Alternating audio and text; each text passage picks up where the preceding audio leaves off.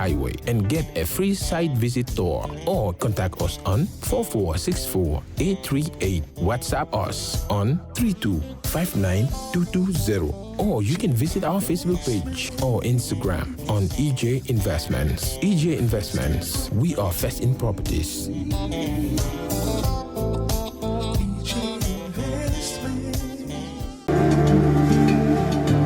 Islamic microfinance is becoming an increasingly popular mechanism for poverty alleviation, especially for developing countries around the world. This microfinance service adheres to the principles of Islam as a form of social responsibility. Yona Islamic Microfinance is the Islamic microfinance of choice in the Gambia, trustworthy and reliable. At Yona Islamic Microfinance, we provide savings products, current accounts, financing products in conformity with Islam. In addition, Yona Islamic Microfinance also offers local and international remittances, takaful fund, management of zakat, management of awqaf, trading and investment, and building of strategic partnerships to bring financial services to the doorstep of the poor with donor projects, madrasas, youth organizations, women groups, and farmer organizations. Make a choice with Yona Islamic Microfinance today. For more information on Yona Islamic Microfinance, call 377-2151 or 9832-151, or visit Yona head office at Tipa Garage, Bakote, or visit any Yona branch located countrywide near you.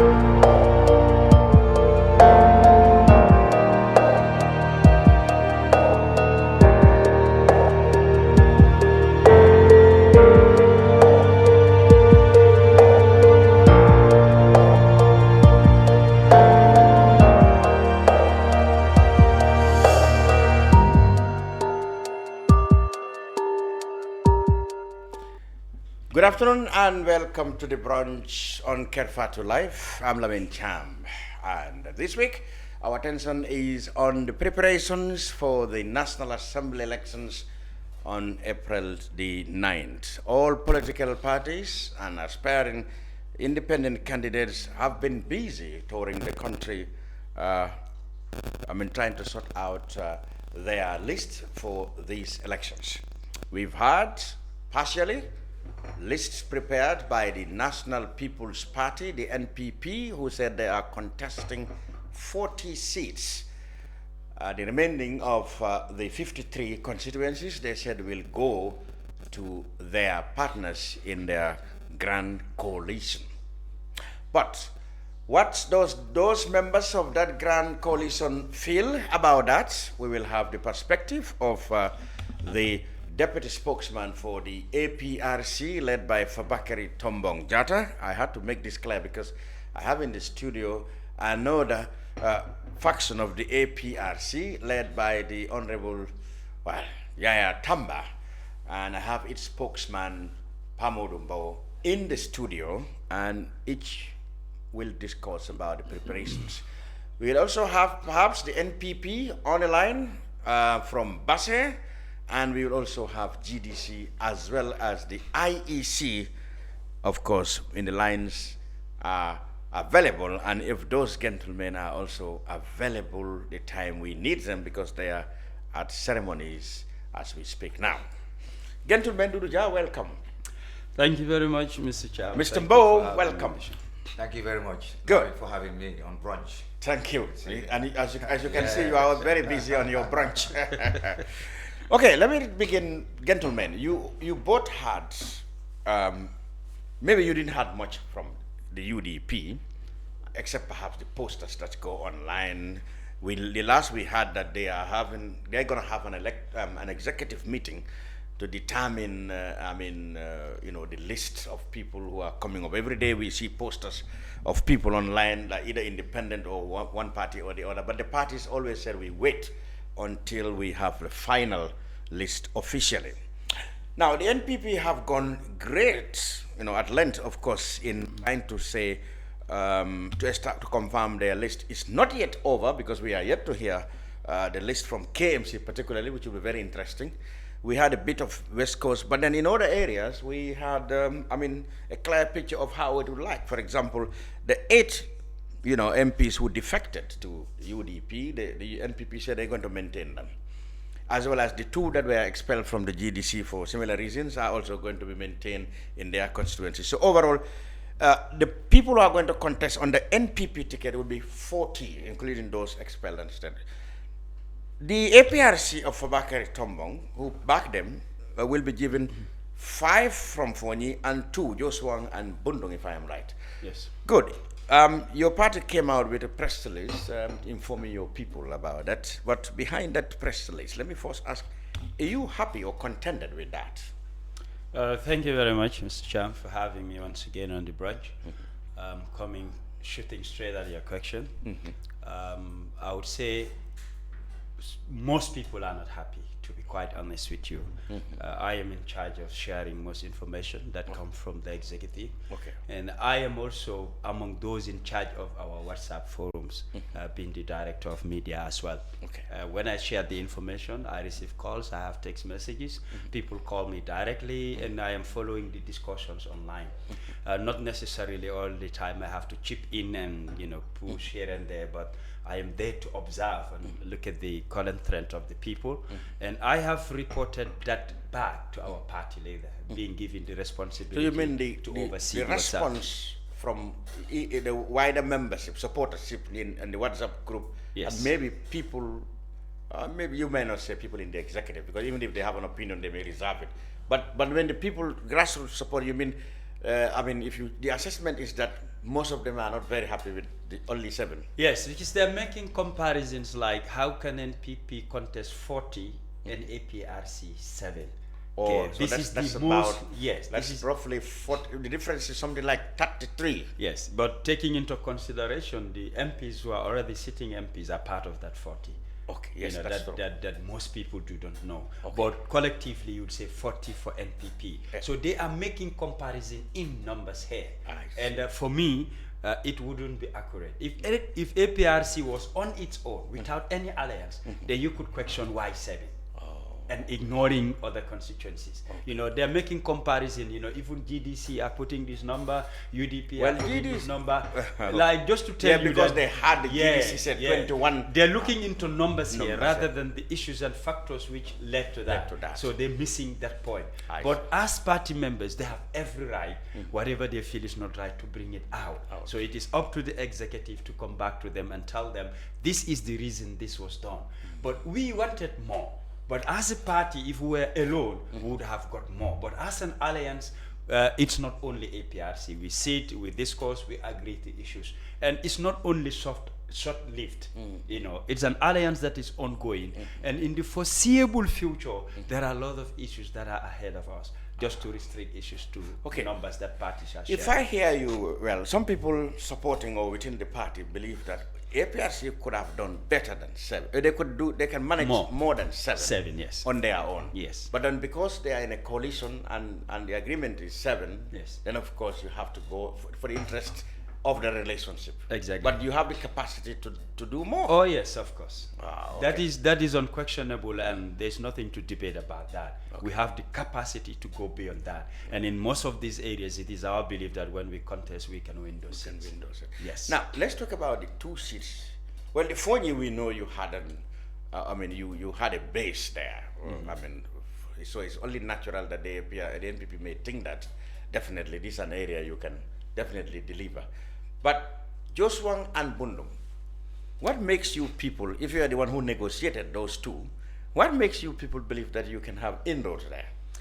Let me first come to Fonyi. It's not an issue like it's a base for the APRC alone. No, it's an agreement that the current MPs that supported the president's cause, it will be reserved for them. They want to give them a second chance. So it's more or less, like they across said, the board. like they said. Yes. That's why they are keeping their 10. They are their 8 10. from UDP and the 2 from GDC. DDC. So it's on the same concept. Exactly. That these people supported us, so we keep them as candidates. Exactly. I see. And not necessarily whether the opposition may take it from. Are they not worried, perhaps, that look, these people are our friends, they supported us, we leave it there, but then how popular are they? The opposition may take it from them. Nobody's considering that. No, it is in fact in the picture. The agreement is unless they said they don't want to contest. Oh, but if not, they will be giving the whole opportunity to fight for it. It's not like it is already secured. It's not your own. Yeah. I think I said it in the last program that presidential election is different from parliamentary and local government. Yeah. You know, people need to understand that dynamics. And talking into Fonyi, for example, if they had given or said, we're giving you 7, you can choose where to put those 7. We might not go in for all the 5 Fonyis. Just to see a different opinion. Wouldn't that be an admission that you probably may not be all 100% comfortable in Fonyi? No, that is not the issue. And if that was the case, it depends on where you certain that if I give it all, I might have all. It's just a strategy and a technique. We could win all the 5 Fonyis. Yes, it is a matter of how much work is done. Politics, it cannot be you making a lot of noise without exerting the effort. It's not like that. And there's no place guaranteed that this is mine. No, you don't own the people. It depends what you tell the people, how you motivate them to vote for you. So there is no guarantee. Unlike presidential, you have one candidate you send to the whole country. But here it's per constituency. So people are divided.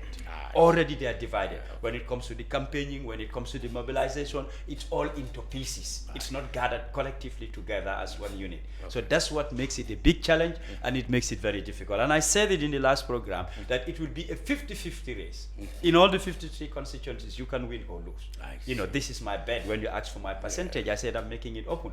Because even the alliance is not gel as one unit. You know, in some areas there's push and pull. And you can't force the people. We are going to come. And I told you our mode of election is secret ballot. So people have the right to put it where they want to without you noticing. Exactly. Yes. Now, did you already, your candidates for the 5 Fonyis are known?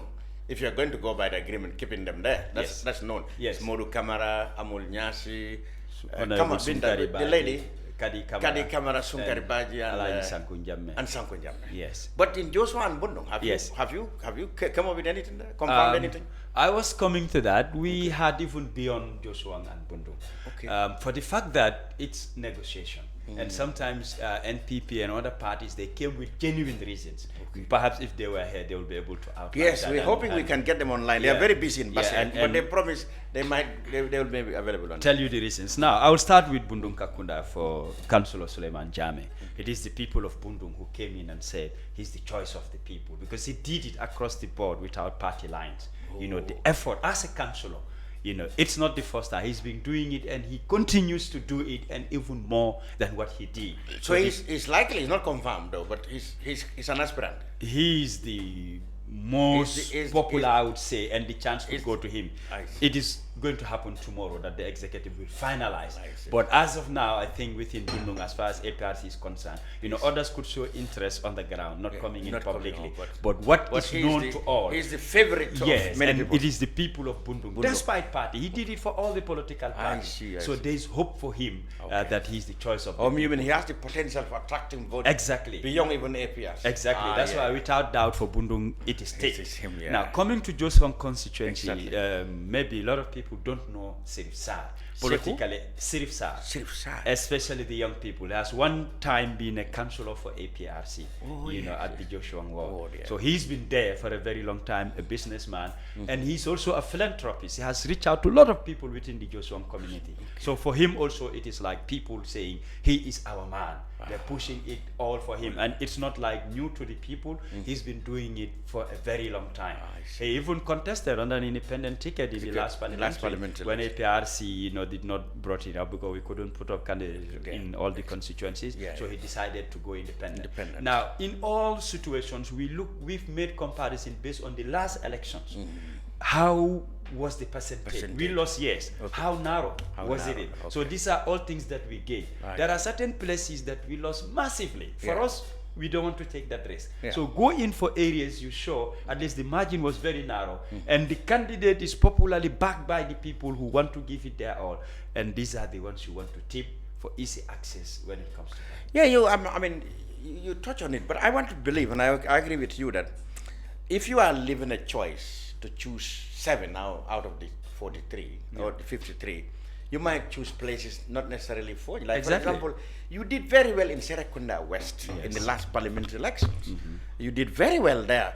So one would have thought perhaps that if that support is intact, I mean, that's an area where you probably might have a better chance than, say, other places, like Fonyi or perhaps tonight. So you didn't talk about that. Yeah, well, like I said, Fonyi was an agreement. For the case of Serekunda West, it's like a negotiation. And that's why I said if NPP was here, they would be able to explain the reasons why.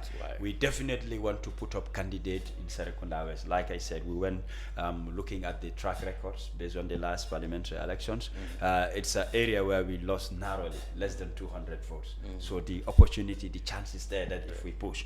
But they say special interest, that the incumbents have in that area. We negotiated at the end, we reached an agreement. But like I've mentioned it earlier, you can deprive people to contest on party ticket, but others will continue to go on independent. And I believe that's what is happening at Serekunda West. The candidate himself is continuing as an independent candidate. Okay. As an independent candidate. You mean that is what? Do you mean the candidate of the APRC? Yes. Is it a strategy? According to the agreement, I cannot contest with APRC, but I can go to the independent. If I win all the same, I join the coalition. Because they're not stopping anybody now from... Not actually a strategy. The executive can only propose, but you cannot impose on the people. The people can decide for themselves and say, this is what we want. That's why I said it's different from presidential. There are a lot of offers, that you put on the table, they decide for themselves. Now, he, at some point in time, wanted to say, okay, let me just leave. But people of Serekunda West are saying, no, you must come. We want him to be our candidate. Nothing the executive can do about that. You don't own the people. You can always try to motivate them, but they have every right provided by law in this country that people go under independent. Not only Serekunda West, we have them in other... Yes, that's my feeling. In other areas like West Coast, Talinding is another case that they are coming up as independent candidates, and they have high chances of winning. So, I mean, your coalition didn't have this tenacity to look at these things again, because otherwise you may have independent candidates. Well, we started the discussions. When I mean we, APRC and NPP, we have committees that are called the negotiating committee. I am part of that committee, but we did not conclude, to be quite honest. We did not conclude. We went at length, but at some point in time, they felt they were busy here and there. We did not conclude exactly. And how it should have been the major stakeholders of the alliance or the grand coalition, especially those that are directly affected in these parliamentary elections. I believe we should all sit around one table, starting from the leadership. Then the committee should be extended that all parties will have representatives, and we pick it from there. But that didn't happen. And the risk, I said it here and I will repeat, it would not give us the strength we had during the presidential election. I'm just being factual here, not bending issues. But this is the reality on the ground. Exactly. Okay, thanks for now. We'll come back to the latest on the Mr. Mbowe of the APRC NATO Coalition. As far as we know, that is how your group was identified since, of course, the much talk about split between the two sides. But we're going to concentrate on your efforts as the group. You backed Mama Kande, rather you worked with Mama Kande in the last presidential elections. May I ask whether in this parliamentary election you're going to work together or you're going to work on your own? Auzu billahi minash shaitanir rajim. Bismillahirrahmanirrahim. Assalamu alaikum, Lamin. Doudu Jah, my brother, Doudu, younger brother. Alhamdulillah, thank you for having me once again on the Brunch. Thank you. Yeah, thanks for the coffee. Coffee is nice. I would like another one though. Oh, there you go. I'm a coffee lover. I know. Lamin, thank you for the question. Yes, we had a working relationship with a very GDC. cordial working relationship with GDC. Mama Kande, respect my brother. Everything went well. There was no regrets, and we will be really happy to do it all over again if we have to. But we have to go by the agreement that we made. Okay. When we were forming the coalition, because I think everything was read and signed in a press conference. And that indicates that the presidential election, Mama Kande will be the candidate. Yeah. But then when come the National Assembly elections, we are gonna operate on our own. Okay. But we will support each other wherever the other party, get the base. Yeah. You support. If APRC have support base in Serekunda West, GDC will support APRC. Okay. Likewise, the versa. So yes, we are going to work on that tactical alliance really, because we need to strengthen ourselves in the National Assembly to really push our agendas. Okay, let's start with the beginning, because you're talking about APRC. Now, here is where the definition should come. I mean, the IEC want us to believe that it is only Fabakari's side that can be called APRC. I understand you're going to put up candidates and you're going to use, perhaps, they will go as independent, which means you are aware, of course, that the IEC, in terms of their regulations, the only executive committee registered with them for the name of the party is the one led by Fabakar. So naturally, they would say, no, we will not recognize any other name on the APRC which is not that. So you will then, of course, have to put up candidates as independent, but then they will be called. Nobody can stop them from being called APRC independents. That's the whole idea, isn't it? Lamin, you just answered the question. You asked the question and answered it. Okay. I'm glad that you understood it that way. Exactly. And thank you, Lamin. The audience, Lamin has just answered his own question. Okay.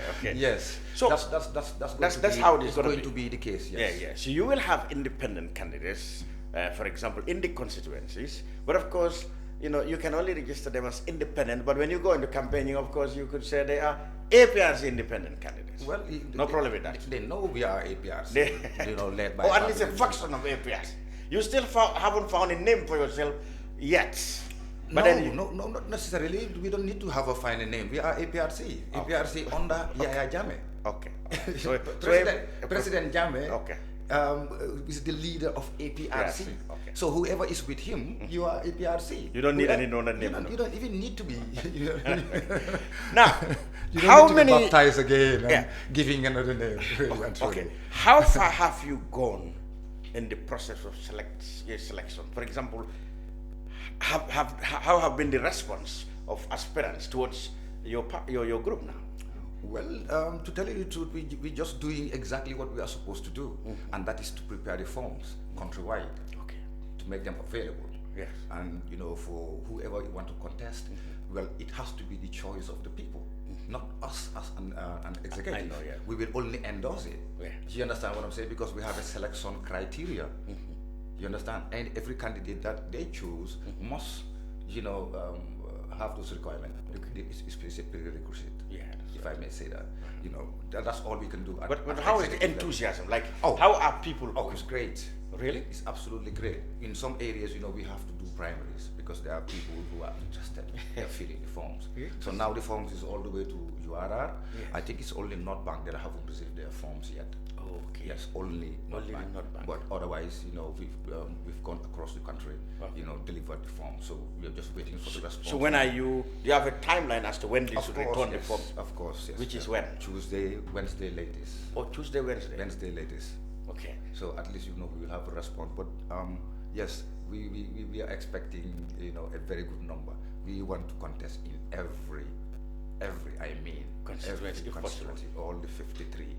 If there are people who really are interested, really. But then you have to do self-assessment. Example, how is our strength or your strength in one area or the other, and perhaps realistically go for those ones rather than spreading your tentacle around areas where you are hardly supported, for example. Well, I don't think that there is a constituency here in the Gambia that doesn't have APRC support. Yeah, but then APRC is two now. That's what you don't want to admit. There may be APRC, but whether they are now with Fabakari or there with is UDP Yaya as well. Huh? There is NPP. Yes, there is. There are other parties. There is PDOIS. Yeah. So if there is a APRC led by Fabakary Tombong, it's no problem. It's just another team player. Another team. You understand what I'm I saying? see. Another You are team. talking- yes. So we are welcoming. Lamin, you can even have a team. We don't have a problem. Okay, Get okay. Fatou, yes. Come. Okay. Let's do it. It's our country. You understand? Let's just have a decent politics. Yes. You understand what I'm saying? No politics of deception. Okay. We are not going to leave that. Do you have a feeling that, and Mr. Jah, you can come in here, that, APRC supporters, which everybody believe were divided in the run-up to the presidential elections, are divided, of course. Many people feel that, the presidential election did not show in many degrees, or rather much visibly, which sides can boast of the greater support, a larger support. Many people believe that this parliamentary election is exactly the best way, the acid test. This is when it will be completely known which one of these factions is really the largest support, who has the largest support. You have a feeling like something like this is what's going to happen. Like if your party basis, if your numbers were somehow disguised or a little oblivious in the presidential election, this one will bring it to the fore. Well, to tell you the truth, Lamin, we've got we're prepared. We're prepared for any kind of eventuality. Okay. Now that's the honest truth. So let's okay. So therefore, the proof of a pudding will be certainly in the eating. In the eating. Yes. Yeah. After the elections, then we can know. We will do the assessment and see exactly where are our strengths and what we do, what we need to work on. Because really, the new executive came, in November. It's the baby executive, and they've been working tremendously hard to maintain the party under the directives of President Jammeh. So really, that is not an easy task, but obviously it is very rewarding because people just they love the party. They just want to be there, but then they just need to be guided into the right path, and everybody have seen the light. So the light is out there. It's up to every individual to choose whether it's left or right. Right. Now, you choice. said, of course, your intention is to run as wide as possible in the country, but you must have particular areas that you think you definitely must regard as your strongest base. There must be. Well, obviously. Is it Fonyi or Combo or West Coast? Fonyi, APRC is not only Fonyi. Swear to God, CRR is a stronghold for APRC too. Likewise, URR. Serekunda West, like you mentioned. Yes. Suleiman, you've never contested in an election. He was unopposed until he died. Yeah. Until 2016 but election. That was a 2017. But that was a united APRC. No, just hear me out. This is something that you just need. It's our task to work on. Exactly. Okay. You understand? Because we worked it out. Okay.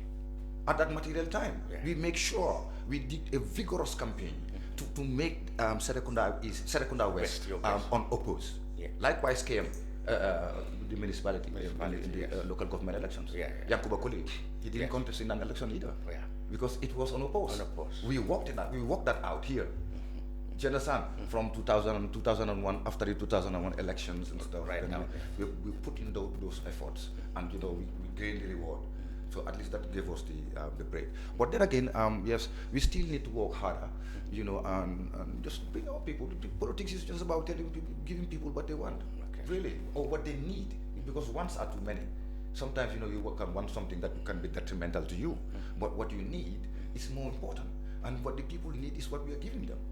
That is the truth.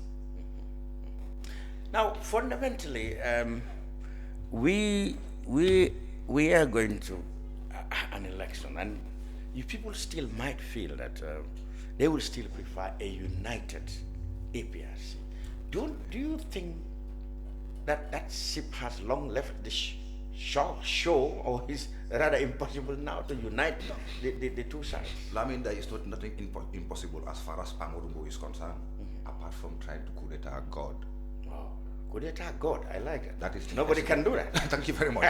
But anything else is possible. Impossible, I am, is I am, then possible. I'm possible. Yeah. There are possibilities. Yes. We were one and the same family. Yes. Doudu Jah is my brother. I know. Take politics aside. He's my brother. That's important, yeah. So if Doudu wants to come back to APRC, I swear to God, that will be a red carpet. The other way around, he said, well, I would like Pamuru to come back to APRC. But obviously, Who left who now? No, they left us because we never left. We stayed put where President Jammeh asked us to stay. Okay. That's why we're with him. Okay. President Jammeh made the changes. A replacement. He never sacked nobody. He just made a replacement, just like he did with Emeba, Suleiman Singhul Nyasi, you know, the Nabu Saho and the Co. They were all, you know.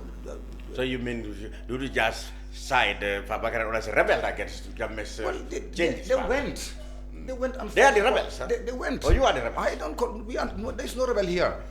There's no rebel here. They just went. But the ones who left, they chose to go and have an alliance with NPP, which, you know, President Jammeh was not aware of. Oh, they never had a discussion. Yes. So obviously, when President Jammeh asked us to do another thing, that's what we did. Okay. So we never went anywhere. We stayed put.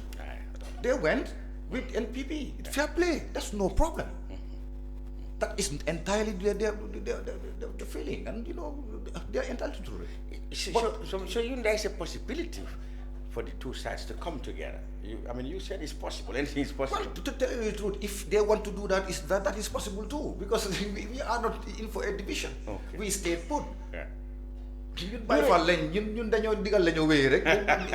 Jammeh said this because President Jammeh, that's what happens to the party from day one. Doudu Jah was never. He was never, and all the executive members, they never went to a Congress, through Congress, to be an executive member. Okay, you understand what I'm saying? So the majority, the selection process and the dismissal is always done by President Jammeh.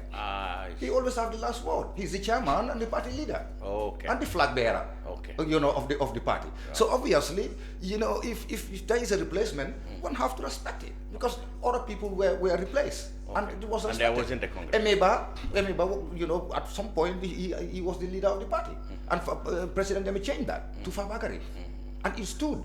Everybody respect that. You know, Suleiman Singhul Nyasi, Nabu Saho, Titim Jaju, you know, Lamin Sise, Dinding Mansa, these were all, you know, driven from the party. And they even accepted it. Not only us, as the party militants, but even the ones that were dismissed, they accepted it because President Jammeh said so. In an audio. This time around, President Jammeh went live. Live. For the whole world, because everybody wanted him to talk. So he went live and spoke to the world and made a replacement. Okay. Well, we can only go by that. We cannot do anything different.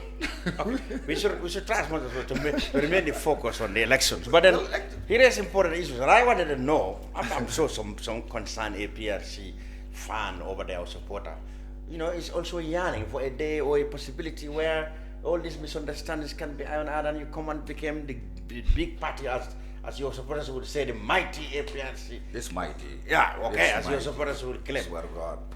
You know, one day that may happen. He said there is nothing impossible. As far as I'm concerned. Yes, and yes, that's unless of course to overthrow God. Or you will lie. What do you make of that? Thank you very much. Maybe to first respond. Like you said, these parliamentary elections might determine, you know, which faction. Yeah, which faction of Well, we can't make that comparison for the fact that they're open to contest all the 53. We're in an alliance and there's a restriction, so that cannot be used as a yardstick. But the strength APRC play, even the incumbent, the president said it in several meetings, that he never mentioned before the alliance came into being. Because he's been going out on tours, you know, meet the people tour, etc. But when the alliance, the deal was struck, the crowd the president was seeing, for the first time it happened. He said APRC NPP alliance would take Honorable Lawyer Usainu Dabo to retirement. And he was not saying that because he was seeing something that wasn't there. When he was from the Meet the People tour, when the alliance was there, he he said it at State House, that the best political decision he has ever made is to have an alliance with the APRC. So he has seen an added value to what has been happening. So APRC being the mighty party, it has proved it. And we've said that whoever APRC supports will win the election. And I was asked, I said 110% we're going to win. And those results came. Now, these parliamentary elections, I am telling you, the alliance, what happened and how we work together did not happen this time. And I'm giving it 50-50. You know, I'm just not going to put a balance here and there. No, I always give you what is available and what's the reality. That's why I always tell people, bank it. When we reach there, they will say, okay, Doudu Jah said this. So I speak my mind based on what is available on the ground. I'm not partisan to the extent I only see APRC will do this, will do that. I don't believe in that type of politics. Now, the possibility of us coming together, yes. It is my belief that politics, there is no permanent enemy or friend. It's always about interest. There are people who says no, they don't believe in that. They have a different belief. Well, they're entitled to it. This is what I believe. That's why politics has to be decent. In a way, you'll be able to win over people, not attacks, not insults, not trying to bring people down. That's not what I learned about politics. Because politics is about numbers. How do you get the numbers? Through attacking others? No, when you attack, you create enmity and you drive people away. And people are not on their own. They have connections, families, and people who align with them. So if you apply your tactics wisely, you want to drive everybody together collectively and have that group, and these are your numbers. Now, is there to APRC? The debate goes on. People say a lot of issues. Here he's putting some points to me. There is no proof to that. First, I am telling people that President Jammeh never appointed me in the APRC executive. Whatever I say, I backed it with proof. The first leaked audio that he was having that conversation between himself and Fabakary Tombong Jatta. People could reflect to what I'm telling them. Let them go back to the audio. Tombong is putting to him that we have a very brilliant young man by the name Doudu Jah. You cannot appoint me and they tell you about me. No, he did not appoint me. And I have the proofs to that. When I was called, I was never told Jammeh said this or Jammeh agreed to it. What they told me is they will inform him. Not that the directives of Jammeh is you are appointed. Now, secondly, the people who were expelled. The audio he said that Jammeh said it in an audio. I have never heard of that audio. If anybody does, they can help me with it. I was the secretary at the time. All these press releases, I wrote them and I signed my name. So what happened? It was a lengthy discussion about expelling them from the party. When we reached out to Jammeh himself, he said, us as the executive, we're there, and let's see what is feasible. And this is what happened. I released that press release. But what happened? On their side, the people expelled, they edited, took out their names and added our names. I see. Myself, Amul Lord Mayor, Rambo, and Fabakary. It was 5 of them, so they picked these 5. For them, these are the big fish. They said they have also expelled us. We cannot expel them. Only Jammeh can expel them. I just want to refresh for people to click. That's what brought the tussle. You've called me we had one or two interviews to clarify on those issues. By then, was there any audio? No. The expulsion came from the executive, just to refresh people's mind. It is me who called Rambo and said this issue of going back and forth is not going to help the party. Because some of the media are using it. They will call me, I will say my thought, and they will call Suleiman Singul Nyasi, he will express also put his thought. I said, this back and forth would help. They said, only Jammeh can expel them, then let's reach out to Jammeh. That's what brought him in the midst of what happened. But we expelled them without even Jammeh releasing any audio. And in that audio that Jammeh had with Rambo, people can again go and listen to the audio. When Rambo started calling their names, the people we expelled, he says, don't even mention their names. That's what he said in the audio. He did not even assent to that. He does not want to discuss that. And people can go back to the audio and listen. Here, what I am foreseeing is, yes, we have done all that we could, and we're still doing it to have all of us together. Okay, because it is important.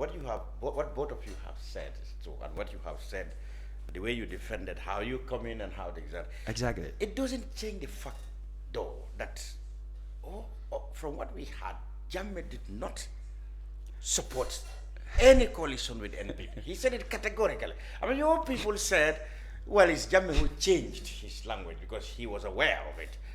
But then what we know from the audios, he said, we are not going into any coalition. That Rambo audio, one of them, he said... I shared it. He said, we are not going to join anybody. No leak audio. He said, we are not going to join anybody. He said that. And then in the open, like he said in Kanila, that was the first time, he said, we're not going to join NPP.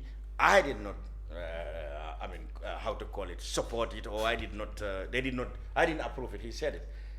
So no matter what happened, the fact still remains that Jammeh is not in favor of any of you joining NPP. So if you join NPP, are you the one rebelling against Jammeh, or it is Jammeh's people who are rebelling? I like it. So that's a question. Thank you very much, Malik. Malik, you've been talking to Malik. Malik Okay. Jones. Okay. You know, it comes to my mind. Yes, We talk very I know. frequently. For raising that issue, Yes. we have said to ourselves, we don't make mere allegations. We have evidences of those. We have no intentions of disrespecting Jammeh or trying to come to the public and bring him down. This we said. Also, you had evidence. You but won't could hear not- anything from our executive to go against Jammeh. We're not talking or speaking merely. We have these evidences. Even people outside the executive can affirm to that. So it's not like the executive went there or no. From the onset, Jammeh was in the picture. At some point in time, about a year or But out so, of respect for him, you don't want to put him in a bad shape by saying that here is evidence that you supported in the beginning. he has called out names. Have you heard from us responding anything negative? We wouldn't do that. We still respect him. We still hold him as our leader. Politics is something different. But there's one thing you will not agree with him. That is, don't go NPP. That's for no matter how you respect For him, me, you for could me. not do that. For me, Yeah. per the laws of this country, there is no political party owned by an individual. Let them prove me wrong. Okay, all right. I am talking about the legal side You of it. respect him, but up to a point. He cannot be. No single individual can register a own a political party. party. You can be an independent candidate. You know, let's get the facts right. Okay. The possibilities are these. You cannot say, okay, Jammeh owns the party. If he says jump, you say how high. Then it's not a That's political how it party. used to be happening. It That's used to how be, it used to no, happen. it used to be he's the Wait, president and no, has all he the sacked- powers. Jammeh sacked Cherno Cham from the party. Yes. At the time. What was Jammeh by then? And so, I mean, He was the president. But that was He always, has all the powers no, vested listen, in listen. him as the head of You state. See, as far as APRC is concerned, this is not, buttressing Mbowe's support or not. Yeah. Both of you will agree that when Jammeh was here, Yes. APRC, nobody there, Yes. nobody, even Fabaka, nobody. APRC had always operated like That is that. undisputed. Jammeh said this, you jump. Exactly. So now why are you not jumping? This is what I'm telling you. It's a question, and my answer is he was the president. Now and he's not. Not only APRC, the whole country. Who dare challenge is Jammeh at the so time? now he's Let not. us be factual. Now he's not. No, he's not the president. Okay, The powers that's he right. used to have, he doesn't have. Exactly. I am shooting straight here. If it is at the time nobody challenges not only APRC but the Gambia. I am stretching the line, the Gambia. Even people outside, they were afraid. Yes. that's- Talk less of those who were under his watch. Let's call a spade a spade. see, I So yesterday cannot be dragged into today and say this is what was happening, we must continue. Under which law? Yeah, because the thing is, even before this split, it was Fabakar's executive, Rambo and others, who were talking to Jammeh. Yes. When they were talking to him, they appeared, they sounded in that audio as if he's still in State House. Your Excellency, Your Excellency. Up Yes, till- sir. Yes, sir. up till Yes, sir. today. They didn't realize at the Yes. time that they were talking No. to somebody No. who is out of office, no longer have any influence on Gambian matters, know- but they were addressing him. Yes, sir, Excellency. I said yes, it sir, here. Excellency. I said it here that Now he is you- our leader and now we you respect realize him. he is not in power. Even right now he calls, they pick up the phone, They the will same just say, thing will replicate. Your Excellency, your sir. Yes. I see. That will replicate. They will not show any attitude that is negative. Then he's the I supreme am telling commander, you he's the that supreme leader then. if we decide to come against him, Yeah. people will hear and see things they never knew. But that's not our cause. Respect is accorded to leadership. Mr. Jah, We will but continue don't to you do think that. now the lines are now definitely well defined between you and Jammeh. It is no longer we are going to maslaha and be with him. The line is drawn. Here is Jammeh's camp. Here is your camp. That's how it looks to people now, because obviously now there's nothing left of whether or not you still have respect for him. You have already said, no, sir, we cannot go your way. We are going our way. This is what I am bringing to you. So when we are saying, if you are going to come together, how would you think it's possible?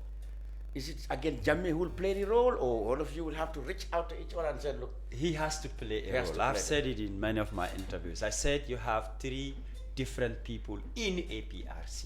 Okay. One of which is they only listen to Jammeh. Jammeh and nobody else. Whatever he says, that's what they're going to do. That's number one. Yes. Is that where Mbowe belongs? Yes, the No Alliance movement. They say Jammeh said it, so that's it. So that's number one. Nobody Number two, else matters. the second- Number 2 are people who see the party. No matter who is the leader, they're following APRC. That's the people that's supporting Fabakar. Yes. Right. Even if you change Tambang, you bring somebody else to They lead, will still be they the are party. still going to ride on. Okay. You have the third group who sees the country. For them, whatever it is interest to Gambia, even if APRC is not part of them, moving on. These are the 3 type of people that exist. And make a survey, you will find what I am telling you. Interesting. You don't have a 4th group. It's one of these 3. You're either here, there, or the other one. APRC, I don't know about other political parties. Yeah. I am telling you about APRC. Only that this is only known now. Even the On issue Jammeh's of time, I don't Emeba, the issue of Emeba, he raised it. Jammeh said, let's expel him. Fabakari said, no. We had an executive meeting whereby we all have to sound our opinion. I could have tell you 99% said, let's get rid of Emeba. Fabakari said, no. Dialogue is the way. He wants to engage him. And in that leak audio, when they mentioned Emeba, Jammeh said, I told you to expel him, you did not. So don't bring the issue of Emeba, which means he gave an order, do it, but the executive refused. Refuse to do it. No, I am talking about audios that people will go and listen. They will know what I am saying. I'm not making it up. Okay. He said, don't bring the issue of Emeba. I told you, Yeah. but you didn't follow what I said. Yeah. So don't say that when Jammeh said it's red, it must be red. That has not been happening. If he tells us what is best, we've been agreeing. But in most cases, we sit, have meetings, make decisions, and we get to him. Sometimes he tells us no is yes. Sometimes he says yes, and it is no. And people have to agree to that. This is what has been happening. Don't only take it from me. Go to other executive members. They will tell you the same thing. You know, Mr. Mbowe, Jammeh too has been known to be flip-flopping all the time. I mean, he has he's very on principle. He can say something today and change it the other time without rationalism, because his critics said his decisions are sometimes irrational, too late to correct in some cases. But then he would be in this mood today, tomorrow a different mood. That's true of him. Give me an example of what you said. Well, I can give you a lot of things. An example He sacks people, bring them back. We have seen that. Yeah. Why do you sack them in the first place? Well, I think this question will be very suitable for him to answer. That's what I'm saying. So it's a Because, character in him. That is Jammeh, Yes. and that's what had transpired. Because if he sacked Lamin And bring him back. I don't know the reason why he never said whenever he sacked people. He never said he wouldn't the say reason. because people will be angrier. But He always said that. that. Yeah, but then he's known to have done things and then redo them again. Listen, Yeah. that is a human face. That's right. Even to the law. So is it not possible that he, from the beginning, he was with these people, and then later changed? It is not. If at all it was possible, that guy would have said it. But He said it to himself. He said it loud and clear. But they in the said- presence of everybody. but they and said prior to even saying that, he said it in a leak audio. The audio that he said. The Rambo, yes, we that had he that, was yes. talking to Rambo. Yes. No alliance. Yes, he if said he, like he said, if he was with them on the negotiation of a coalition, Yes. he would have said to them, okay, didn't I told you not to do this or to go with this? Just like he is saying that, in the case of Emeba, that he told them to sack him and Fabakari said no. You understand what I'm saying? Yeah. He have the right to say no because he is the representative of President Jammeh here in the Gambia. You understand what I'm saying? So at least he wants to keep every member of the party. He have the right to say that. Yeah. Okay. You understand what I'm saying? Yeah. But they came to that sacking. You understand what I'm saying? Of MA anyway. So they said no to President Jammeh at the very minute and end up sacking him. So what is it that? You said no to Lamin, the next minute you said yes. That's how Jammeh also. That is flip-flopping. Jammeh is very good at that. It's different. No, that is flip-flopping It's there, different. right there. It's flip-flopping because you said no. Jammeh said sack him and you said no. It's That's different. negotiate. And then you let Now, him sack. in the end, you end up sacking him. So obviously, that's flip-flopping right there. Because at one Maybe- minute you were cold, the next minute you're hot. Maybe they were trying to. Maybe they So were that- trying that to. is flip-flop. They were I trying can to- help you They were out. trying to help the situation out, but then eventually they went what Jammeh said. No, well, this is what I'm saying. That's flip-flopping. Jammeh Okay. said, "Didn't I told you?" Yes. Exactly. So the guy said, "Do this." It is And they don't different. want to do it. They end up doing what he said. Yes. That is flip-flopping. If Jammeh is not aware of, was aware of Fabakary and co, them negotiating since 2017, as Barrow said, Jammeh was not aware. Yeah, He was aware. He was And not he was in aware. the Barrow picture. said. Barrow said. Let's have a proof of that. I would Well, love Barrow to said in see or Sukuta. hear. Barrow said that. in Sukuta that he'd been saying Fabakary 2017. Which is- yeah, That time I of don't think course. even the UDP suspected him of. Well, of Thank you very much. of identity. Let me help he you said, on that he side, said, Lavi. President Barrow, praised he's married with the APRC. Yeah, led yes, by he Fatou. said it. Yes, Barrow Well, said of course, Barrow said because that would be even better for him to maintain his incumbency. Because Barrow going with UDP, he cannot have the presidency on with Ousainou Darboe. Honorable Ousainou Darboe. So it was wise for him to go with Fabakary than staying with UDP. Because with UDP, he's not going to have the presidency. Darboe needs it more than him.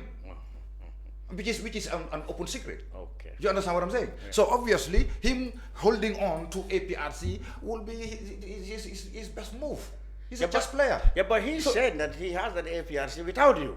No. So they have the numbers on it. No, they don't have the numbers. That's what he said. They don't have the numbers. They don't. Okay. They don't have the numbers. All right. So he said President Jammeh had to play the leading role if there is going to be any possibility in bringing the. What would President Jammeh do? Calling all of you together and said, look. Call who? Why can't they call President Jammeh and ask for his forgiveness? Forgiveness for what? For So breaking Jammeh- away, for taking his party. Okay. If they want to break away, why can't they go and just join NPP and leave APRC alone? Why do you want to take somebody else's party? The party was given to Fabakary to lead as an interim party leader. By who? Yahya Jammeh was the supreme party leader anyway, like they said. We Supreme party instituted leader. that. Where? You understand what He I'm saying? never gave that to himself. We What? instituted Thank that. you very much. That's not even in the No. constitution of the APRC. Okay, we'll come to that. That is not even in the constitution of APRC, supreme party leader. But they created that. But to they show- said it is ordinary. Yankuba Kony said not no, it's Listen to me. ordinary. It's not No, ordinary. I'm just No, calling- not ordinary, I'm but just calling- honorary. Honorary rather. Yes. Honorary. Well, yes, it is. Honorary. It Thank is you. Honorary. It is honorary. So your supreme party leader decided, he said, you don't do this, you don't do it, because that's the trend. What? Tell me, one UDP candidate who defies Ousainou Darboe. Well, there are some 8 of them. A who lot. Eight of them who A ended lot, up being not expelled. only one. Well, A lot. exactly. They will end up being expelled. Yes, they ended up being expelled. With GDC, tell me one person. 2 of them defied Khan and they ended up being expelled. Thank you very much. Yes. So the same thing with Jammeh. I If you defy him, we expel you too. I mean, we are mixing apples and oranges here. no, we unless are unless you trying to allow see- me to clarify. Okay. The example he's using doesn't stand. Jammeh spoke after the alliance happened. Well, yeah, about Yes. his position Exactly. on the alliance. Exactly. Publicly, What has yes. been going on was Publicly. known to him. Did he utter a word? No. Not publicly. I don't. Not publicly in a sense. That's what stopped communication. Let me recall people's mind here. I will tell you something that the media has in their archives. I don't make things up or from hearsay. Yeah. I was at Fatou Network interview I did with Sergio Brito. He asked me at the time, I was against Barrow. I was against the alliance. So the alliance is not new. That when Jammeh spoke, people came to know the stance. I'm telling you that's not the case. I was asked about our executive supporting Barrow, but that time there was no NPP. You know, I was the first in the Standard who said that APRC and NPP were talking. You, Yes. all of you denied it. Me. I mean, No, but then later even it me. became- I even came yourself. against that because Well, that, actually it was happening. that wasn't the case at the time. Maybe you didn't know it. You are talking about at the later part. I was in the picture. I'm telling But you now at the it's time. open secret. No, I am telling you at a time when the time. NPP never existed. Yeah. I am picking it from there. Yeah, that but it then- was a long time. Yeah, but then Barrow existed The and the Barrow was first, working on no, it. the first primary target was to support Barrow to have a second term, not NPP. But then NPP. that's what became MPP. What I am telling you is Barrow was an independent candidate without a party. Yes. That's where it started. I am telling you that's where it started. NPP came 2020. 9 years. 2020. Yeah. December. Yeah, that's right. In the month of December. January 2021. January, right. January. That's when NPP came. So it was later. At that interview, I was asked, what if the executive goes, backs or supports Barrow? Not NPP. I said, I will resign from the executive, not the party. From the executive, I will give up my position. At the time. Yes. What was the result of that? I was reported that Doudu Jah to Jammeh himself that I am going against this possible alliance. And the feedback was, let them ban me from talking on behalf of the party. Who said that? Jammeh. Some They flipped said it. Jammeh said that, but you did not talk to them. No, I didn't talk to him directly, but I spoke with people that are with him there who has to confirm to me. It was flipped on the other side that Jammeh said, let them expel me. I have audios of that. Suleiman Singul Nyasi, Nabusaho, a lot of them have been saying that Jammeh said, let them expel me. It was not expelled, but to stop me from talking on behalf of the party because I was against that alliance. I'm not making things up. So which suggests that Jammeh himself was very much... He was in the picture. This is what I am telling you. I'm not making things up. I Let know. them go and dig those archives. They will find the interviews. And it was on all over the media. And I had an interview with the late Panderi Mbai. He wanted to confirm that. Until Jibril Fadia was part of it, I said, per the constitution of the APRC, even he said, let's sack me, he cannot sack me. I said that, and I am Yes, repeating I it remember here. that, yeah. You recall? Yeah, yeah. That's when people went to the APRC constitution. What the law says is in consultation with the executive. Not an individual happens to do that. And Jibril Fadia came and said, Doudu is right. What he said, it's very difficult for ears to digest that, but that is the fact. That's the logic, yeah. So I know what I am saying. So this alliance is nothing new. And if something is going on, if we had that direct message from Jammeh says don't go into it, it would have been halted a very long time ago. That never happened until the alliance came into being. He called and said, I never supported it. So he could have said, like, if you have to be... Exactly. Okay, before I was, but now I don't need. What would have happened then? We would have put the options on the table. Whatever happens, we call for an executive meeting. In a sense that everybody will have a say.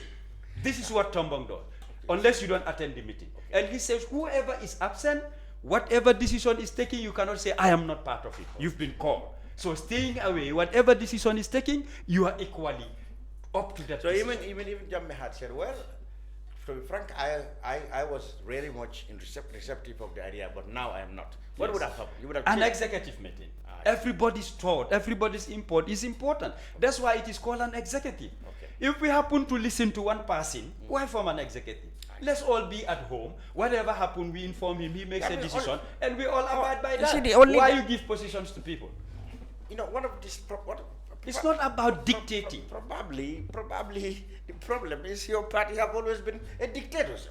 Mbowe and him At and the all time, that. No, I am all telling you, parties- at the time. That is why. I mean, all parties. Just like I asked the question that I asked you Yeah. about the UDPs. So all parties were dictators. Well, no. Kerr dafa am borom, Lamin. Listen Not to me, all man. parties. Listen to me, Not, man. not, Okay. not Alright. all parties. Okay. I will give you one example of Citizen Alliance. You it's you not guys, all parties. can you It's an old party. Yeah, but Lamin. It's a new but party. it's a Lamin, party. can you guys do anything outside the consent of Fatou Touré? In the Kerr Fatou. This is an institution. No, but I'm just giving Not you a an example. political party. I'm just giving you an example. Okay, It's yes. a media house. Yes, that's true. A media house responsible to the fourth estate. Lamin, You understand what I'm saying? Now let's Just give me a I second. would disagree with you. Let's There are a move lot of things you've done here without Fatou herself consenting. Well, You of will course, agree I'm to that. expected to use Exactly. my free will to see what Because I of think. your expertise. But now the thing is, let's move on now. We're going to I know inevitably we delve into the history between these two sides, but then our focus should be, of course, the Parliamentary. parliamentary elections, and I still want to push the parliamentary elections. Now, This, when you heard about the NPP, even though you never work with them, but when you heard them say they're going to contest 40 seats, they're only going to give APRC, whom they work with, 7 seats, the PPP 1, and that's what, because NRP, of course, 5. They had 5. They want to keep those things. From the outside, what's your analysis of that? Well, to tell you the truth, the NPP is just saying that, you know, Fabakary-led team, they can only perform in Fonyi. That's what it means to you. That's why they are restricted to that, because the 5 MPs that are with them. No, he said that he did that because he wanted to return appreciation. Exactly. Exactly. This is just the tactic. Because obviously, if you believe that all the support, the 450-something thousand that voted for President Barrow, their majority are APRC, why do you have to restrict them to only Fonyi? No, we never said majority are come on. APRC. No, he's saying that if as you are entitling yourself to have really been, one of the reasons Barrow won. So obviously, why would we restrict it to Fonyi? If you're much trumpeted strength is anything to go by, why are you restricting only 5? Thank you. That's what he's trying. This is what I'm saying. Like the word majority, we never said. So don't put in majority. I'm not saying you. Wait, I never said you. No. Party. But your party said. People are listening. No, listen. People follow programs. Listen, your party said on record that APRC is definitely take credit. A lot of credit for Barrow's election. But NPP guys, they're saying no. Taking credit without APRC, they would have won. Now they are saying we are speaking. Who is telling the truth? I know. Now, you know what we are talking about. Taking credit. We never said majority. Taking credit. We have a what we are part to talking play. about is this. The discussion is this. I ask you, how do you feel outside when you had the NPP saying they give 1 to PPP, 5 to APRC plus the 2? I was just giving you my. Now you were saying that you think that's a reflection of how the NPP views them. Of course. That they cannot perform beyond those. Of course. Now I'm telling you that he's saying that is based not as a result of analysis of their support, but in recognition and appreciation of the 5 MPs who supported them. That's why I want to keep them, not necessarily that. And you cannot keep them parties, and you not can only only keep them on the APRC. But you already have them. Yes. They are already supporting you. Yes. So obviously you can add more because you already have 5. Yes. So why? You are saying why didn't he give them more? He gave them 2 more. No, but You think that's small? it is. For a team like APRC, you have the majority of APRC. But you Hell had- yeah. but you Why had- are we, going But you countrywide? had him say- Because we but you we had- believe that we have the majority. But to So be we fair- are we are confident but to be that fair- we are not going to be restricted in Fonyi alone. But to We be will fair, contest. you had him saying that they have the capacity, more than that 7, but because of the agreement, they are constrained. He said it here. You asking me what did the NPP think? To just give them 5 seats. Yeah, Restrict you them to said 5. that's what I they said exactly. If But he said- MPP thinks that Fabakary-led team, they have a majority. Yeah. You understand what I'm saying? Yeah. He will not restrict because he needs the MPs. He needs them in the National Assembly to support them. I see your idea. Because that's the alliance. I see your idea. You said if the NPP believed that the APRC really has that much trumpeted support, he would have given them more seats than perhaps himself. Of course. Because look at the inauguration. They were given 50 invitations. That's not true. So they were only restricted. Well, the audience, the audience said it. No, but your people said 50. Your people said it. I did the interview. I am here from the horse's I'm mouth. the one who said only I 50. did. Yeah. And I did it with Buba Didn't you- Gajigo. didn't you say It 50? was the same media. Yeah, the one I I- said. That's why I am clarifying. Didn't you say it was for 50? Only? No, I never said that. Let me clarify. I am now, here. Okay, now let's Yes, let's I not am go here. back. Let's not go out now. I am here. Now, if you said that you think it's a reflection of how the NPP sees them, that's why I restrict them to just 5. What about the PPP? Let's forget about that. What The do you think? PPP. Yeah. Well, the PPP, I don't know much about the PPP. But you know they have 2 seats in Banjul. Well, yes. Now the NPP said they will only leave them to contest only 1.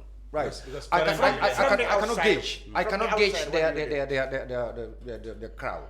I cannot gauge PPP crowd because they never showed themselves alone. They were all mixed up. They were during the always with NPP coalition, with whatever. that coalition. right? What about NRP? They said they can keep their 5. Well, NRP as well, you cannot gauge their capacity because still from the 2016 they're still. Yeah, but they were on their own. Hamad Ba used to win Upper Salom and Damkunku, this guy. Well, of course he was independent at the time. But you could see NRP used to win some seats. And that's what I'm saying. Right now it's difficult to gauge because they are in a coalition. You understand? It's different from when you contest on your own. This is a coalition, so it's difficult for you to gauge. They put their numbers together, right? So what I am really pointing out is the restriction to certain number is the fear of letting you lose or get spread your tentacles. You understand? They're just saying, no, listen, guys, you cannot perform in other constituencies. You are restricted to this. You understand? Just like they were restricted, in the inauguration as well, because they realized that they did not bring the numbers. Because the NPP people, I can bring the audio, Doudu. No, but listen, just hear me out. The NPP, they said, Unda Yang, to be particular, he said they could have won the election without APRC anyway. Said that somewhere. Of course, I heard it in an audio. I will play you the audio. No, that's okay. You understand what I'm saying? So those people, they felt that without even Fabakari-led team, they could have won the election still. You understand what I'm saying? So now they are telling them, listen, you guys, you stay to your corner, not your corner, stay there. You flip-floppers. That's what they are telling them. But at least they give them to Joshua and Bundum. Well, have some confidence. Of course, you can always do that. You can always give them some extras. You understand what I'm saying? But depending on the fact that you just try to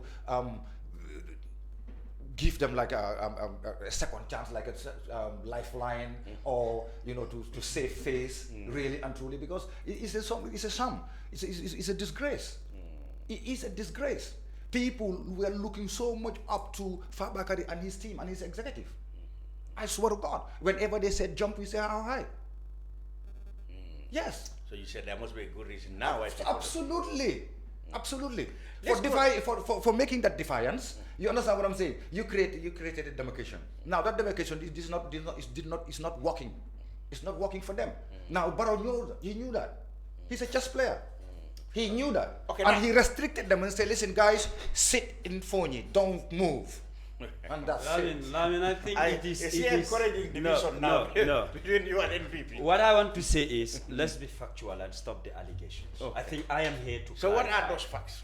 Number one, I had that interview with Buba Gachiko, journalist Buba Gachiko. Yeah. So Kerr Fatou, they have the whole interview, number one. You never mentioned that only 50 I am coming, allow me. Yeah. It is an extract. To the point. Let them bring back that extract and play it now. I said, KM region, we are allocated 500 cards.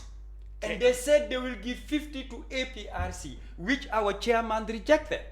I did not say APRC as a whole. No, but West Coast, West Coast, they give them 500, but they share it, 250 each. That 500 for who? For who and who in West Coast? KM area. For the whole KM? Yes, for the KM APRC region, party. not APRC. Okay, all right. But for us to share. But they said only 50 of that will go to APRC.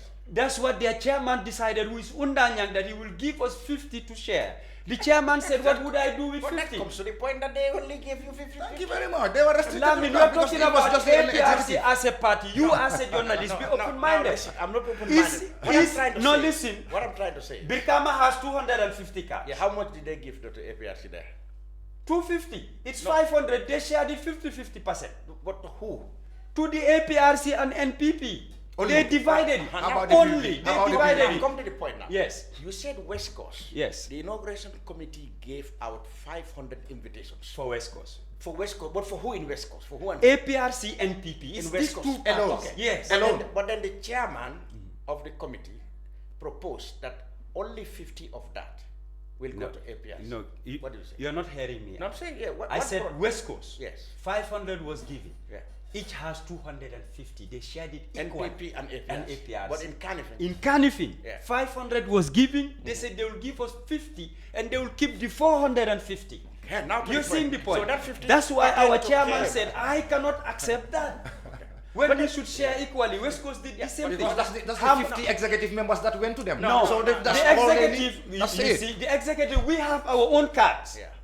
It does not go to the chairpersons. It comes to us directly as executive. You know, it was shared and we but- went but and attended. That is the executive you know members. The most important thing about that is what he was trying to drive at. Yes. Is that the APRC was overlooked in terms of participation in that ceremony. Okay, No, that's what he's no, trying to say. no. Well, we had, to be fair with you, we had the NPP strongman and presidential advisor apologizing to the nation. He said they did not use politics to organize that event. They gave it to the civil servants. That is why it went that way. If they had known, they would have allowed NPP. In fact, he mentioned NPP. He said if they allow NPP and his people, they would have filled that stadium. So the fact remains that that was a non-political event. So it is not a way to judge as to whether or not NPP or the APRC could not fill the stadium. Anyway, it was thrown to civil servants. That's what it. So that cannot be a gauge there. But what I want to move on is that. Many people think, even though you may have candidates all over, they are going to all over, and you could have gone all over, but many people think that the battle for the 5 Fonies, West Coast seats in Foni, whether or not UDP or NPP or any other independents contest there, the battle for Foni will be between these 2 APRC factions. Can I ask all of you, each of you now, how do you rate the chances of your group in Foni? You're holding all 5, you are the incumbent. But many people believe, as the presidential election have shown, at least 1 or 2 could be at risk. What do you think of that? Well, what I said, I will come back to that. I said this election, any constituency for me, it is 50-50. Yes. It is open to all. I am not clinging and say this party or this candidate is going to take it all. People assume. We all predict. I am giving you my honest opinion. Be it Foni, outside Foni, I said it's an open race. Tactically, it's an open race. This is my take, and they can have me on record. You don't believe, well, you must have known that Foni will be a battle between your side and their side. Because, of course, obviously, it's APRC stronghold. We cannot change that fact. So it has to be either one or the other side of the APRs who are likely to be the upper hand there. Of course, Lamin, there will be a fierce contest in all the constituencies, No, particularly in the Fonies and CRR and URR. But you can't. That doesn't change the fact that the main contestants there would have to come from your side, the 2 sides. Well, obviously they've already started, manifesting themselves. Some of them are already, gearing up to starting their campaign, showing their interest. So really, it will be a fierce contest. It will be interesting to see, to watch, if we have a free and fair elections. Yeah, we're going to have that. So, you're going to fill all the 5 seats, of course, with candidates? Of course. Listen, our forms are countrywide. It's only North Bank right now that haven't received their forms. Only North Bank. Probably they will get it today or tomorrow, the latest. We are, and any constituency that one is interested, they will contest, so long as it's the people's choice. Finally, what do you think should be improved, if there is any, in this election as far as IEC is concerned? We couldn't get them. The IEC man said they are busy in Brikama sorting out some things there. The Sirinja and others are busy. The inauguration, we couldn't get them too. But finally, what would you have? What would you point out to be areas that can be improved in this election coming? The election coming? Yeah.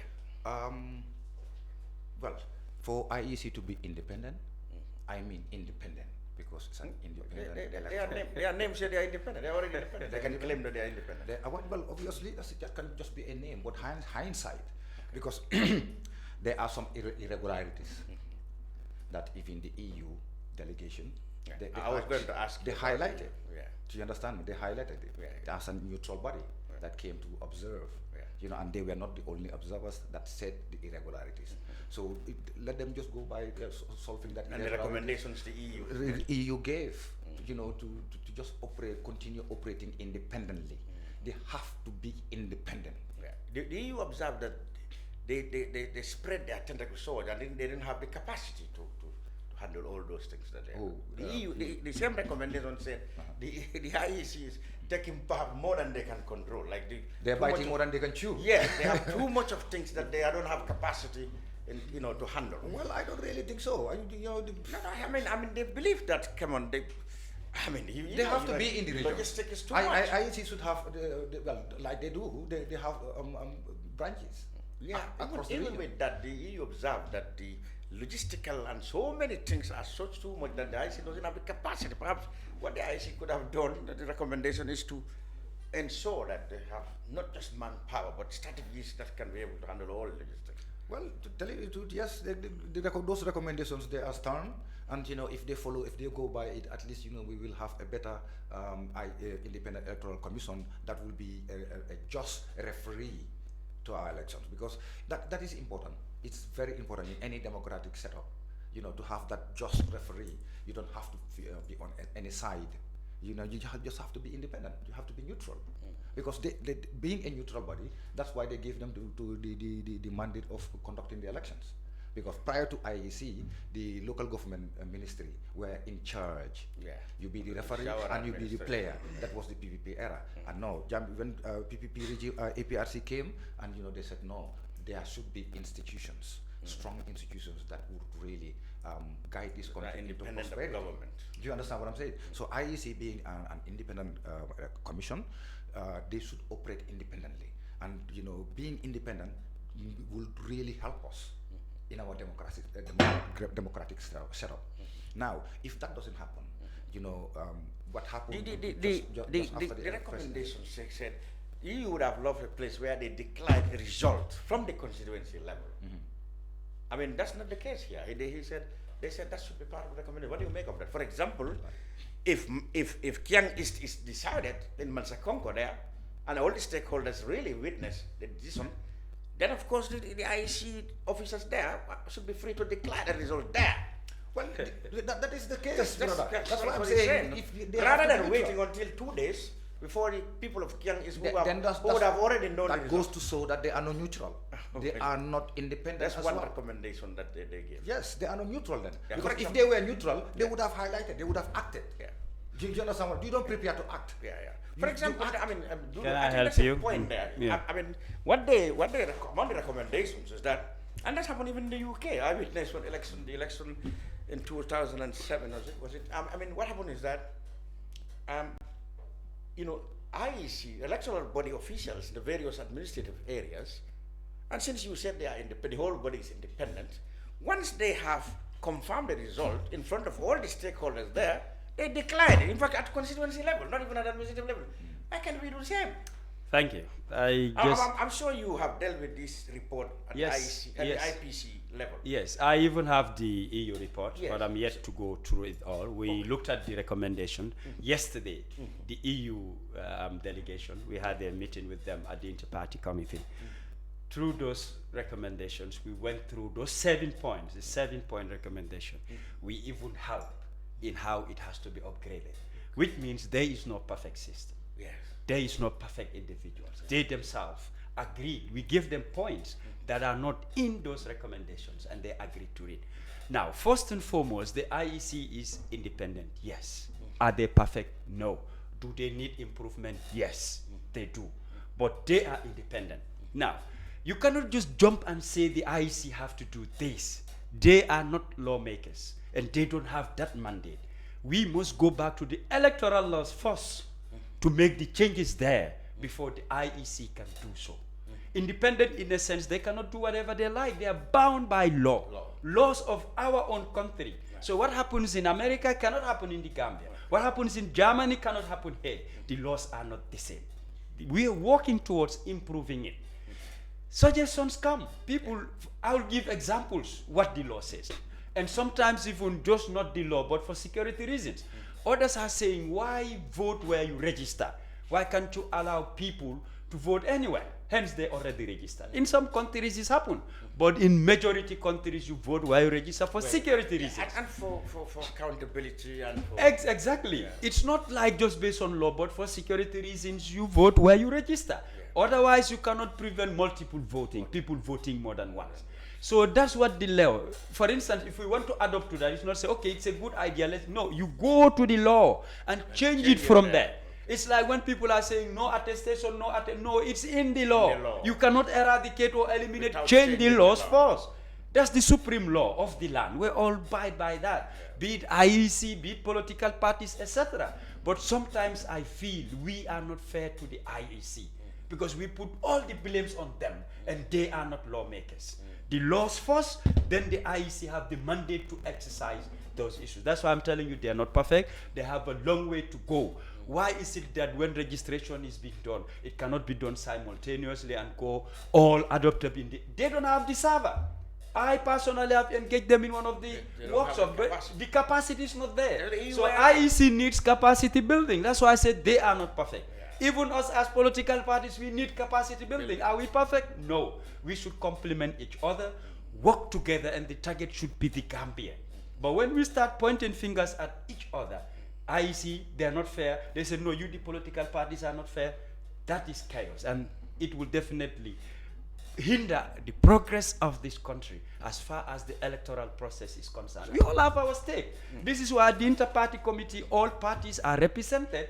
It's not only you do wishful thinking, you take it back to party level. It is being looked at.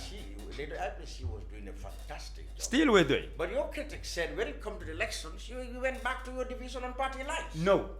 What happened is, yes, I am helping you. Yeah. We even wanted to observe the elections, but we never had the funds. And the UNDP said they cannot fund based on party lines. To show you the interest that IPC has. We have international observers, local observers, so why not at party level, collectively, then when we write a report as political parties, it will carry weight. So the intention is there, the will is there, but we don't have the financial muscle to do all that we want. We rely on international partners and people who cherish some of the objectives of the IPC and interests when it comes to work areas that we support and work together collectively. The vision is big, and again, we're not backed by law. We're even pushing for that, to have that independence, so that we'll enact a bill and take it to Parliament. That is yet to happen. But in as much as we do, we need to be very much careful not to take the responsibilities of the IEC. Okay. If not, it will be conflict of interest. Finally, you mentioned legislation there. Yes. Finally, Mr. Mbowe, what kind of parliament do we need in the coming parliament? For example, if you are to assess the past parliamentary performance, what do you think, how do you think was their performance, and what kind would we want, both of you, in 2 minutes? Well, to tell you the truth, we need a robust one. A robust parliament. This past one about to end is not robust? No, it's not. It's definitely not, because it was full of, well, like everybody knows, you know, they were labeled as the envelope National Assembly members. Okay. So really and truly, there is not robust as far as I'm concerned. That's my take, and I will take it anywhere. So we need a very robust National Assembly. We need dynamic people who have the country at heart, the interest of the country. Because obviously, like Du is saying right now, to change the electoral laws, obviously has to be done at the National Assembly. Yeah. So you need those dynamic people to say, yes, we have to do this, that, and the other. For the country. For the country, not for Lamin, who is a sitting incumbent, is a president, or aspiring, whatever. No. This is about the country. You understand? We need lawmakers, robust ones. You know, who doesn't have no fear or favor in terms of, you know, putting the country first. What sort of parliament? Well, to pick up from where it started, PPP days, the parliament, I have no clue about it unless research I do. APRC, the type of parliament we've been having was absolute majority. Whatever it's what we want. PPP was like that too. Yes, that's why I am being honest. At the time, I was too young. I was a baby. I was young. In fact, on the PPP, you could be minister and be parliamentarian. Yes, I am just making comparisons here compared to APRC, because you want my, weighing the two. Now, compared to this last parliament, I can say they have improved in that aspect that there is no absolute majority. There are debates. If you see debates going on, we're on different sides. This one says 6, that one says no, I'm seeing 9, I'm seeing 6. So that's created the push and pull. This party has this number, that party has that number, etc. But looking into their select committees, they've absolutely done very well. This is not about party. How many ministers were dragged to parliament? And a lot of issues were exposed. It was not happening in the past. Let's just be honest. Now, I want to see better than what is there. Is it through the same people or new people coming? Even those that are there, I believe they can do better. Parliament, it's not like you sit outside and understand parliament. You must be in there to know which select committee you belong to. You'll be able to execute. It's not something based on what you think. It's what is available and how you execute it. As a parliamentarian, or you are elected to become a parliamentarian, you will never know what you're going to do unless which select committee you belong to and what would be your role. They should be the lawmakers, so we need competent people in that parliament. We have people that are vying for it who cannot even read English. What are you going to do in parliament? We have people for the sake of popularity, they want to be parliamentarians, they will not deliver. We're saying, for instance, if we say this one is not good, what is coming could be worse.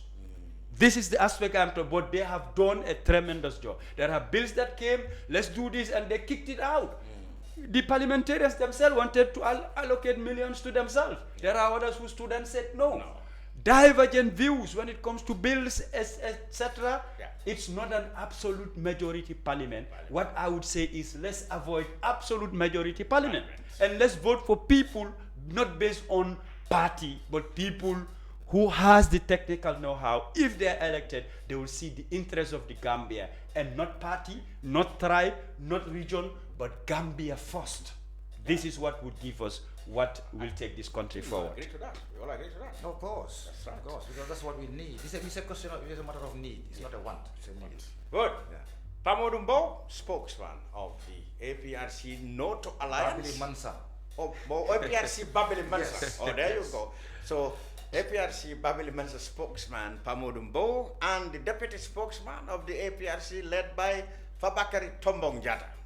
Mr. Mbowe want to call him the rebels, but then I don't know.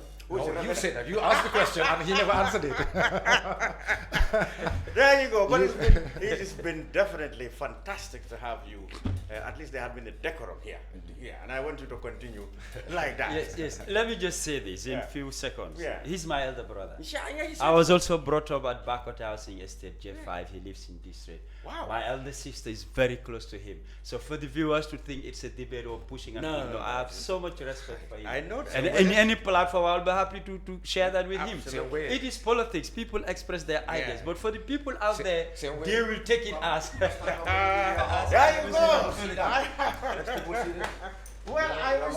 Come on. I am not delighted. The very day he spoke with my sister, Yeah. it was at the APRC bureau. Fantastic. And he told me, Saliga is your sister. I said, yeah. He said, you are my little brother. Look at that, look Yeah, so this is politics. The interest is about who has the best. This is the Gambia. Yes. Thank you very much. We'll be back next week, inshallah, with more details, of course, from the IEC and all the parties with their long list of candidates. So we go into the elections.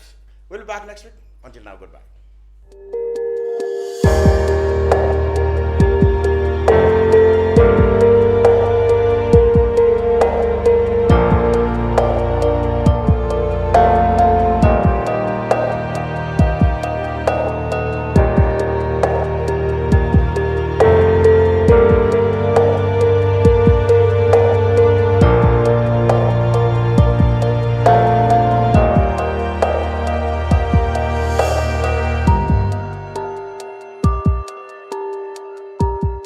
Gamcell data now even better. Enjoy 20% extra data on all Gamcell data bundles. Buy 20 megabytes and get extra 4 megabytes. Buy 50 megabytes and get extra 10 megabytes. Buy 100 megabytes and get extra 20 megabytes. Any amount of Gamcell data bundle you buy, you will receive 20% extra data for free. Dial *302 data amount hash or go to your Yaiborom menu and choose your data bundle now. Gamcell data is fast, lasts longer and very reliable. Gamcell Yaiborom. Planning to have an uninterrupted electricity and water supply from solar energy in the Gambia and beyond? Worry no more, because Solar Enterprise will provide you with the solutions at reasonable cost. We have experienced personnel who can install and advise you about your electricity and water supply with a warranty period. We have good quality solar products from North America and Europe. We provide services and sell products to individuals, organizations, institutions, private offices, communities, and government. These products are solar panels, batteries, charge controllers, inverters, water pump, water heaters, freezers, submersible pumps, and general solar accessories.